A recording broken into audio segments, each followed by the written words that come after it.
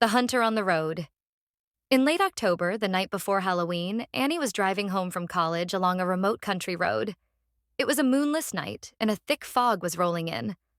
The car radio was giving out static, and Annie turned the headlights up to maximum to see the road. She was driving through a wooded area where houses were few and far between. She knew that strange disappearances were common in this area, but she tried not to think about it. Suddenly, a figure appeared on the side of the road. Annie slammed on the brakes to avoid hitting the person and stopped.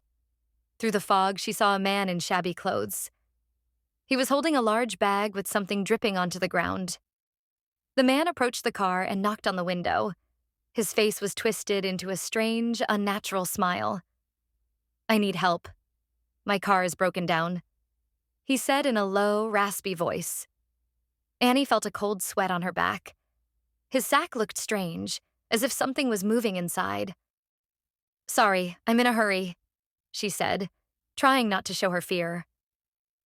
The man froze and then suddenly leaned closer to the window. "That would be a grave mistake," he whispered.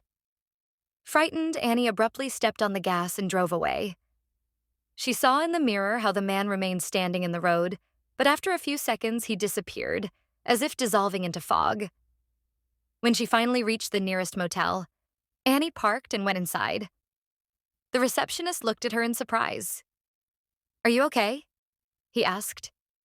"Yeah, just a strange man on the road," she began, but he interrupted her. "What road?" When Annie named the road, the receptionist's face turned pale. "Did you go through Hunter's Trail? This place is famous for its hitchhiker. A few years ago, a woman was killed there, and since then, people have seen a strange man with a bag. If you don't give him a ride, he will follow you." Annie felt the cold grip her body. She hurried to her room and locked the door. That night, when she went to bed, she thought she heard someone scratching at the window. Annie froze. She was afraid to approach, but curiosity got the better of her. Opening the curtain, she saw the man from the forest standing at the window with the same creepy smile. The next morning, the police found her car abandoned by the side of the road, but there was no trace of Annie herself. Inside the car was a bag. When they opened it, it turned out to be an old torn jacket, similar to the one the girl was wearing.